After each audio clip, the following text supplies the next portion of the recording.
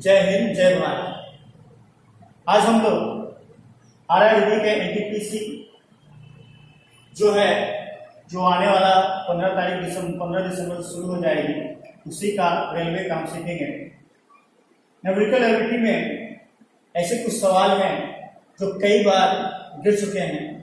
उन्हीं सब सवालों को हम लोग दोहराएंगे, लेकिन इससे पहले कुछ सीखेंगे कि न्यूमेरिकल एबिलिटी में होता क्या है ना। इसको हिंदी में कहते हैं संख्यात्मक योग्यता। ठीक है, संख्यात्मक योग्यता का मतलब क्या होता है कि इसमें हम लोग संख्या के बारे में जानेंगे। पिछले पाठों में हम लोग ने जब हम लोग 7, 8, 9, 10 में जो सीखते थे और 5 में भी हम लोग सीखे थे कि कुछ सवाल जो दिया जाता है, जैसे भिन्न का जोड़, भिन्न का घटाव, है ना, इस तरह से। तो ये सब क्या आता है, न्यूमेरिकल एबिलिटी में आता है। न्यूमेरिकल एबिलिटी में ये होता है कि जोड़, घटाव, गुणा, भाग सिखाया जाता है। और वो सवाल ठीक से हम जान जाएंगे तो हमको रेलवे में कोई भी सवाल जैसे भिन्न का हो या लसा हो या मसा हो, जांचने करते भिन्न का जो लसा आता है या मसा आता है तो उसमें हम लोग भिन्न में आ जाता है, तो कैसे उसको किया जाएगा। ठीक है, सबसे पहले न्यूमेरिकल एबिलिटी में हम लोग सीखेंगे क्या कि जोड़, पहले जोड़ सीखेंगे, फिर घटाव सीखेंगे, गुणा, फिर भाग, उसके बाद फिर अगले लेवल में लेके चलेंगे। तो देखिए, न्यूमेरिकल सबसे पहले बेसिक आधार सब शुरू कर रहे हैं। आज हमारा पहला जो क्लास है, जो रेलवे आरआरबी के एनटीपीसी के लिए हम तैयारी करवा रहे हैं आज से। ठीक है, तो सबसे पहले देखिए न्यूमेरिकल एबिलिटी, जैसे हम लोग बचपन में सिखाया जाता था कि इकाई, दहाई, सैकड़ा, हजार, 10,000, लाख, 10 लाख, करोड़, 10 करोड़, अरब, 10 अरब, खरब, 10 खरब, मील, 10 मील, पदम, 10 पदम, सम, 10 सम, महासम, है ना। इस तरह से हम लोग एक संख्या के आधार पर हम सीखे थे कि इकाई, दहाई क्या होता है। वो तो हम जानते ही हैं, कुछ लोग जानते हैं, कुछ नहीं जानते हैं, लेकिन बता दिया अभी, उसको आप पूछ करके देख सकते हैं। देखिए, सबसे पहले क्या आता है, जोड़। जोड़ में होता क्या है, जोड़ तो सबको आता है, तो श्योर बात है कि जोड़ क्या है। तो जोड़ किसी भी तरह का हो सकता है, चाहे भिन्न का जोड़ हो, चाहे दशमलव वाला जोड़ हो, है ना, तो या साधारण जोड़ हो या असमान जोड़ हो, तो उसको कैसे कहते हैं। जोड़ देखिए कई प्रकार के होते हैं। पहला आता है समान हर वाला भिन्न का जोड़। ठीक है, एक तो साधारण जोड़ होता है, दूसरा क्या होता है, अब जोड़ में ही एक क्या आता है, भिन्न वाला जोड़ आता है। भिन्न वाला जोड़ में क्या आता है, एक साधारण समान आधार का जोड़, दूसरा होता है अवनिष्ठ आधार का जोड़, और तीसरा होता है क्या, असमान आधार का जोड़, और लास्ट में जो बचता है दशमलव वाला जोड़, तो हम लोग बाद में सीखेंगे। दशमलव वाला जोड़ भी बहुत आसान होता है। तो हम यहाँ पर जान रहे हैं क्या कि जोड़ क्या होता है। ठीक है, आपने इस तरह के जोड़ भी पढ़ा होगा। ये सब जोड़ जो है आसान होता है, इस सबको जोड़ने में तो आसान होता है कि भाई एक एक अंक करके हम लोग क्या कर लेते हैं, जोड़ लेते हैं, है ना। इसकी तरह से दूसर का अंक जोड़ लेते हैं, उसी तरह से तीसर का अंक जोड़ लेते हैं। और हासिल अगर हासिल आता है तो हासिल बगल में देते चले जाते हैं। ये तो साधारण जोड़ है। लेकिन जोड़ भी, अब जोड़ जो आता है वो भिन्न का जोड़ में आता है। तो भिन्न का जोड़ में भी क्या होता है, जो भिन्न का जोड़ होता है वो 3 प्रकार का होता है। एक होता है समान आधार के भिन्न। ठीक है, दूसरा जो आएगा वो क्या आएगा, उपनिष्ठ आधार के भिन्न।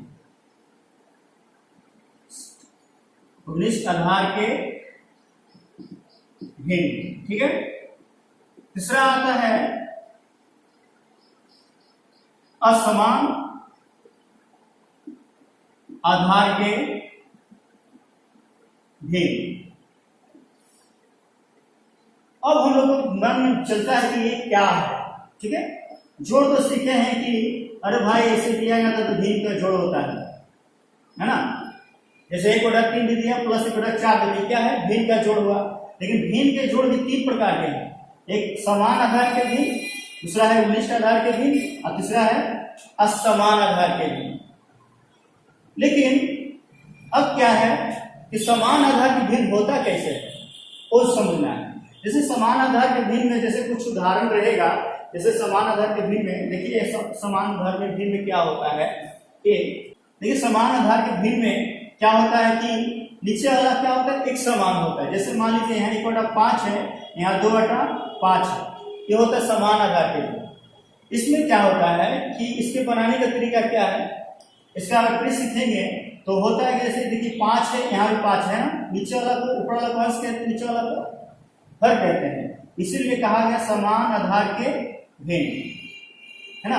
तो नीचे में क्या है 5 है, यहाँ भी 5 है, ये नीचे में क्या है समान आधार है। देखिए ये आधार इसको कहते हैं, नीचे वाला को क्या कहते हैं आधार कहते हैं।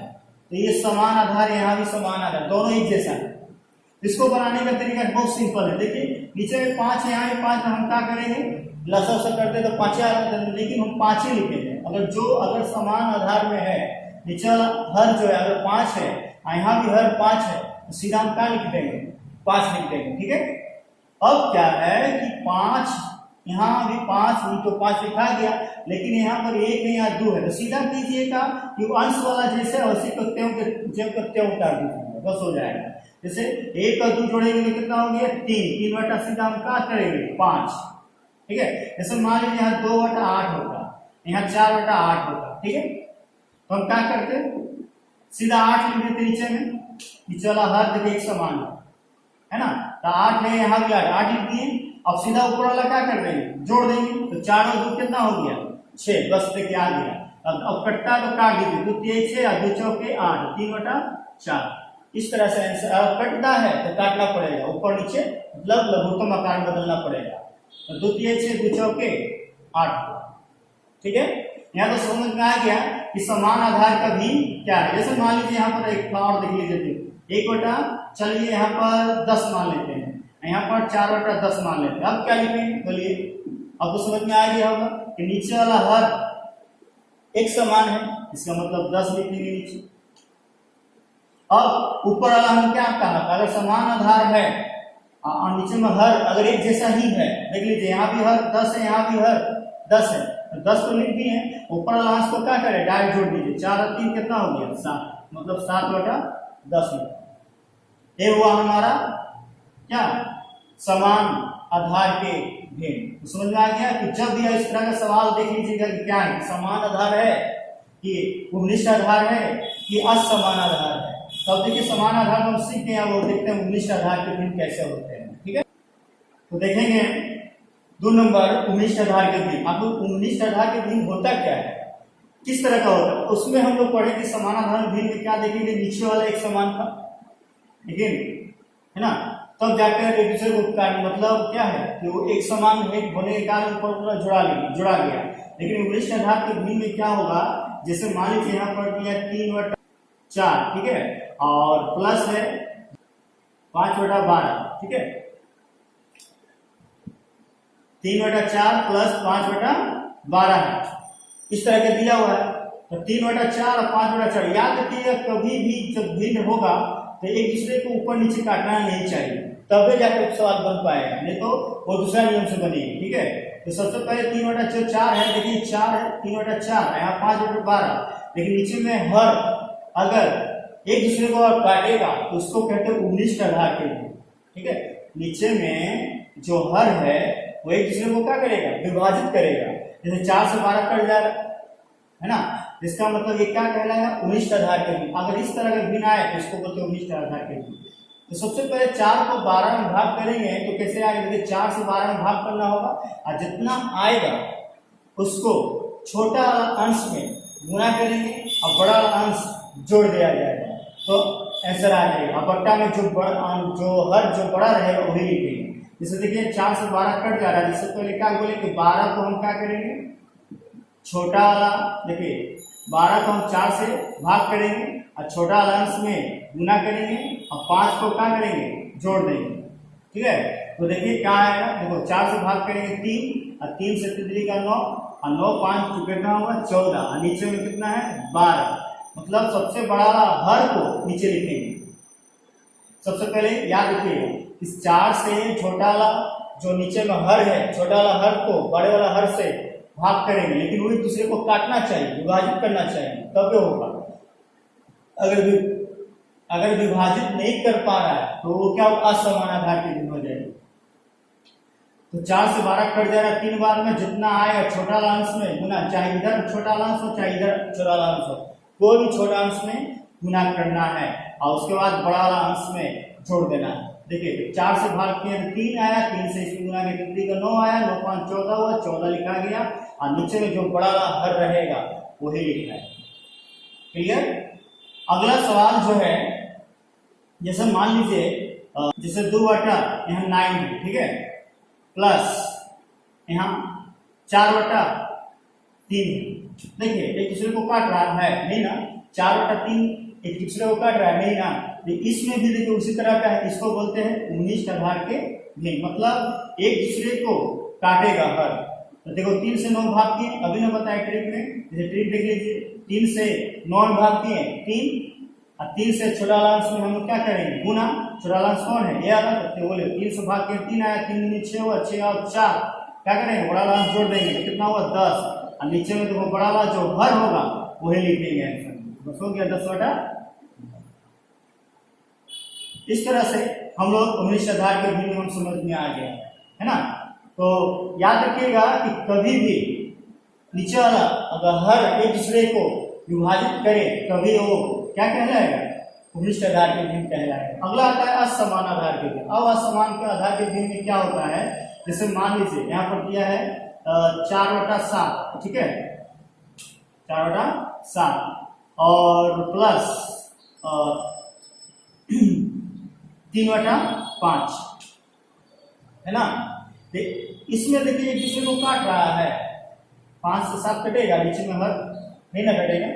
तो सबसे पहले और ऊपर से देख रहे हैं कि ये ना 19 आधार के भिन्न है नहीं समान आधार के भिन्न है, क्यों, क्योंकि नीचे वाला हर एक समान नहीं है, 7 5 अलग है, इस कारण से ना समान आधार के भिन्न है ना 19 आधार के भिन्न है, तो कौन होगा, इसको कहते हैं असमान आधार के भिन्न।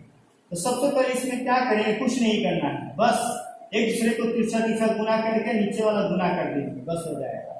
जैसे अगर हम दोनों को लसा करेंगे तो 35 से आएगा, फिर 35 आएगा तो आप लोग क्या करते थे, 7 से इसमें भाग करते थे ना, 7 से इसमें भाग करते थे, 5 आता था, 5 ऊपर में क्या कर देते गुना, तो 5 की क्या होता था 20 होता था, और फिर 5 से भाग करते थे 7 में, तो 7 से 3 में गुना करेंगे तो 7 कितना हुआ 21, तो कितना हुआ 41 बटा 35। लेकिन हम ऐसे नहीं करके हम डायरेक्ट कर सकते हैं। जैसे देखिए हमने क्या कहा कि पहला वाला जो अंश है दूसरा वाला का जो हर है एक दूसरे को गुना कर देते, तो हो गया 5 के 20, ये वाला 7 21, तो 20 और 21 टोटल हो जा रहा है, फिर नीचे में 7 बचे 35, हो गया ना 41 बटा 35। इसी तरह से करना है। जैसे मान लीजिए एक और उदाहरण में, तो इसको लिखने अब जरूरत ही नहीं पड़ेगा, क्यों, देखिए अब इत्यादि हो जाएगा। जैसे मान लीजिए 8 बटा 3 और यहाँ पर 4 बटा 7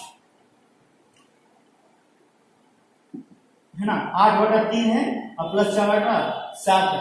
अब एक दूसरे को क्या करेंगे गुना। देखिए हमने क्या कहा था, पहला वाला अंश को दूसरा वाला हर में गुना कर दिए, 7 21 7 8 56 हो गई और 8 6 12 56 और 12 कितना होता है 56 और 12 नीचे में 7 21 देख लीजिए। अभी ने बताया कि तिरछा गुना होगा, अगर लसा करोगे तो देखिए 7 21 हुआ, फिर 20 अगर भाग करते हैं 21 में तो 7 आएगा, 7 8 ठीक है 56 है, फिर 7 से 21 में भाग करेंगे 3 आएगा, 3 से 4 12 है। इसका मतलब डायरेक्ट क्या करेंगे, इन दोनों को गुना कर लेंगे, फिर इन दोनों को गुना करके ऊपर जोड़ लेंगे और नीचे में 7 डायरेक्ट 21 लिख देंगे, तो 56 और 12 जोड़ेंगे तो कितना होगा 6 2 8 और 5 और 1 6 और नीचे में 21 हो गया। बोलिए पहाड़ से कट रहा है, कोई पहाड़ से नहीं कट रहा, अगर नीचे में कम है ऊपर में ज्यादा है तो हम क्या करेंगे भाग करके लिख देंगे, अगर 19 भिन्न में दिया है तो आंसर, अगर नहीं दिया रहेगा तो कैसे दिया रहे, ठीक है। तो याद रखिए भिन्न का जोड़ में या भिन्न का घटाव में कुछ में भी अगर ऊपर में ज्यादा रहता है, अगर नीचे में कम रहता है तो भाग करके लिख दिया जाता है तुलना। तो कंप्लीट। अगला सवाल, तो हमने पहले क्या जोड़ा, जोड़ में आया भिन्न का जोड़, और भिन्न का जोड़ में 3 प्रकार के, समानाधार का भिन्न, असमानाधार का भिन्न, एक वो था 19 आधार के भिन्न। अब आता है दशमलव भिन्न, मतलब दशमलव दशमलव वाला कैसे बनाएंगे? दशमलव वाला सवाल तो जानते ही है कि दशमलव वाला में जैसे मान लीजिए 34.37 दिया है, ठीक है, और इसको जोड़ना है 47.4 से। तो देखें इस तरह का अगर सवाल दिया रहता है तो क्या करते हैं हम कि दशमलव हमेशा सामने रखते हैं, है ना, दशमलव हमेशा सामने। देखिए दशमलव की इधर भी 2 अंक है, दशमलव की इधर भी 2 अंक, इसमें कुछ हेरा फेरी नहीं होगा। अगर मान लीजिए हम खाली यहाँ 4 लिखते तो हेरा फेरी होता है क्या कि यहाँ पर खाली 4 दशमलव का इधर 2 अंक है, इधर भी 2 अंक बनाने के लिए हमको एक 0 देना पड़ता कि नहीं। तो इस तरह से तो दोनों तरफ क्या करेंगे, समान कर लेंगे, भिन्न का जोड़ या भिन्न का घटाव जो भी रहेगा। तो इसी तरह से हम लोग जहाँ खाली रहेगा वहां पर 0 बैठाकर अपना सवाल को सोल्व कर सकते हैं। जैसे देखिए इस दोनों को जोड़ा जाए तो क्या होगा, नीचे 7 है तो 7 हो गई, 4 और 3 जोड़ेंगे तो कितना हो गया, 7 हो गया। अब यहाँ 7 4 कितना होता है 11। यहाँ दशमलव देखिए, दशमलव 2 अंक के बाद, यहाँ भी 2 अंक के बाद, 2 अंक के बाद ही दशमलव बैठेगा। 11 के एक हाथ में 1, और यहाँ पर 3 है, यहाँ 4 है, 4 3 7, हाथ में 1 था 8, मतलब 81.77। इस तरह से जैसे मान लीजिए और कुछ सवाल दे देते हैं, जैसे इस तरह से, है ना, इस तरह से दे दिया है। अब इसको कैसे जोड़ेंगे, तो उसी तरह देखो 2 अंक के बाद दशमलव के 2 अंक इधर है, यहाँ भी दशमलव क्या है, इधर में 2 अंक है, इस श्योर है। तो क्या करेंगे, दशमलव इधर समान होना चाहिए, तो क्या करेंगे, जोड़ लेंगे 0। यहाँ पर 5 6 11 के हाथ में 1, यहाँ पर 0 है 7 7 के साथ हाथ में 1 था, 8 हो गए, ठीक है। 5 और 4 9, यहाँ 0 यहाँ 3 है, 3 के 3, तो मतलब 398.10। इस तरह से सवाल सोल्व करेंगे। तो ये हमारा दशमलव का सवाल है, लेकिन अभी हम जो बता रहे हैं सिर्फ बेसिक बता रहे हैं, अभी हमें गिर चुका है वो बताएंगे, ठीक है। पहले हम लोग सीखे हैं कि घटाव क्या होता है। घटाव पहले हम लोग कैसे बनाते थे, याद है, इस तरह से दिया रहता था तो हम लोग क्या करते थे, सीधा तो हुआ घटा लेते थे ना। इसको बोलते साधारण भिन्न, मतलब साधारण घटाव। ये क्या है, साधारण घटाव है, चाहे पैंचा वाला हो चाहे सीधा वाला हो। तो देखिए यहाँ पर 4 में से 3 ऐसे ऐसे करके घटा लेते हैं, ये तो आसान है, तो घटा ही लेंगे। दूसरा है क्या कि भिन्न का घटाव। तो भिन्न का घटाव में भी कैसे होता है, उसी तरह जो नियम था, जो जोड़ का नियम था, उसी तरह इसमें भी है। जैसे मान लीजिए 1/3, जैसे यहाँ पर 2/3 है, चलिए यहाँ पर 1/3 है, ये है समान आधार का भिन्न। देखिए नीचे में 3 3 है ना, ये समान आधार का भिन्न है। समान आधार के भिन्न में घटाव कैसे करेंगे, जैसे 3 है तो बोलिए क्या है, हमने कहा था नीचे में जो आधार जो मतलब एक जैसा रहेगा तो 3 लिखेंगे, है ना, हर में एक जैसा है। देखिए यहाँ 3 है, यहाँ भी 3 है, तो एक जैसा ही 3 है तो इसलिए 3 लिखेंगे। यहाँ 2 है, 2 उतार दीजिए, यहाँ पर 1 लिखेंगे। पहले क्या करते थे, जोड़ लेते थे, अब क्या करेंगे, घटा लेंगे। लेकिन इधर वाला ज्यादा होना चाहिए, इधर वाला कम होना चाहिए, तब घटेगा। जैसे यहाँ देखिए 2/3, यहाँ 1/3 है, तो यहाँ पर 2 में से 1 घटेगा तो कितना बचेगा, 1/3। ये हो गया आंसर, ये वह समान आधार के भिन्न मतलब घटाव। अगला आता है, जैसे मान लीजिए यहाँ 4/9, ठीक है, और यहाँ पर भी मान लीजिए 5/2/9। हमने कहा था कि कभी भी एक दूसरे को काटना नहीं चाहिए, ऊपर नीचे अंश हर एक दूसरे को काटना नहीं चाहिए, तभी सवाल इस तरह के सवाल बन पाएंगे। देख लेना, आपको समझ लेना है कि नीचे में देखिए एक समान क्या है, आधार है, तो क्या लिखेंगे 9, एक समान आधार है इसलिए 9। अब वही हम पहले जोड़ते थे, अब क्या करना है, घटाना है। 4 में 2 दिया तो कितना बचेगा, 2, बस हो गया आंसर। इस तरह से लसा उसा करने की जरूरत नहीं है। अब मान लीजिए यहाँ 3 रहता है, यहाँ 2 रहता, तो कैसे करें, बस उसी कुछ नहीं है। जैसे देखिए 3 पूर्णांक 4/9, यहाँ 2 पूर्णांक 2/9, सीधा क्या करना है, 3 में से 2, 3 में भी तो 2 घटाना है ना, 3 से 2 गया तो 1 बचेगा आगे में। अब जिस तरह से यहाँ किए तो बिल्कुल वैसे बचा कौन, ये वाला और ये वाला। 3 में से 2 घटाए तो 1 आया आगे में, आया ना। जैसे हम बोलेंगे 1 और प्लस आधा जोड़िए तो कितना आएगा, 1.5 आएगा। उसी तरह 3 में से 2 घटाएंगे तो 1 आया, इस साइड में मतलब जोड़ लिया गया है इसमें। तो देखिए 4/9 है, 2/9 है, उसी तरह 9 यहाँ 9, तो 9 की 9 और ऊपर में 4 से 2 घटाएंगे 2, तो मतलब 1/2/9, मतलब ये ला ऐसे लिखा था, कैसे लिखा था 2/9। तो इसको अगर हम जोड़ देंगे टोटली, जैसे यहाँ पर अलादा है, इसको एक संग करेंगे तो क्या लिखेंगे, एक संग 1/2 न लिखेंगे, उसी तरह से एक सही क्या लिखेंगे 2/9। क्लियर। उसी तरह से अगर मान लीजिए यहाँ पर 5 रहता, यहाँ 4 रहता, तो उसी तरह करके या हम यहाँ पर 2 लिख देते मान लीजिए, तो 5 में से 2 जाएगा तो कितना बचेगा 3, यहाँ 3 लिख देते। बस आइए दोनों में जो काम हुआ है उसी तरह काम करना है। 3 3 का लसा 3 और 2 में से गया 3, बस 3 पूर्णांक 1 सही 3 आएगा इस तरह से। तो ये हुआ समान आधार के भिन्न का घटाव।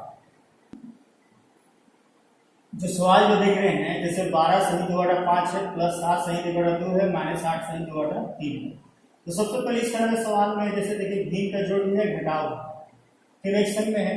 तो इस तरह के सवाल में हम लोग क्या करते हैं, देखिए जैसे पूर्णांक होता है, यहाँ भी पूर्णांक ही, यहाँ भी पूर्णांक, मतलब जो पूर्णांक उसको पहले जोड़ घटाव कर लीजिए। देखिए 12 7 19 हुआ, अगर 19 में 8 घटाएंगे तो कितना होगा 11, प्लस और 11 हुआ, देखिए 2/5 1/2 और 2/3 बचा है। अब इसको भी एक साइड में करके जोड़ लीजिए, जैसे 2/5 है 1/2 है और 2 माइनस क्या है 2/3 बचा है ना।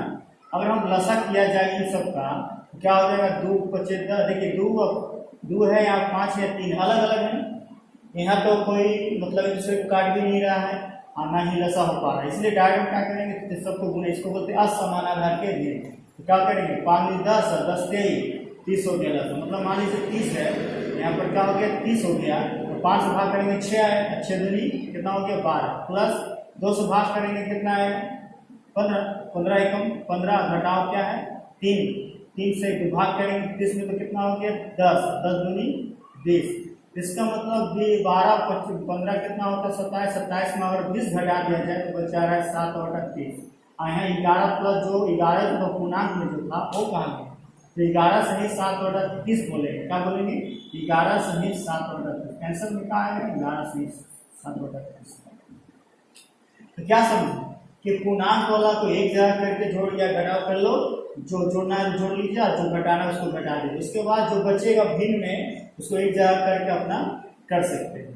ठीक है, जैसे यहाँ पर 5 2 और 3 अलग अलग था, हर अलग था, इसलिए ऐड हो गया 5 10 के 30। 5 से इसमें भाग करेंगे तो 6 आया, 6 दूनी 12 हुआ, 2 से भाग किए 30 में तो 15 हुआ। अब 15 हो गया तो 15 को 1 में गुना करेंगे तो 15 ना आएगा, तो माइनस 30 से 30 में भाग किए 10 आया, और 10 को 2 में गुना किए तो 10 दूनी 15 और 12 कितना होता है 27 होता है। 27 में से 20 घटाएगा 7 बचे, नीचे में 30 है। तो ये जो पूर्णांक में था तो 11 प्लस 7/30, क्या लिखेंगे सीधा लिख देंगे 11 सही 7/30। जैसे हम पहले इसके पहले भी बताएं, जैसे मान लीजिए हम बोलेंगे 2.5 लिखिए, तो 2.5 कैसे लिखा है 2 और आधा जोड़ेंगे 2 सही पे 1/2 लिखिए, कैसे लिखेंगे 2.5 है ना। उसी तरह से 11 प्लस 7/30 उसको जोड़ दिया जाए तो 11 सही 7/30 लिखा है।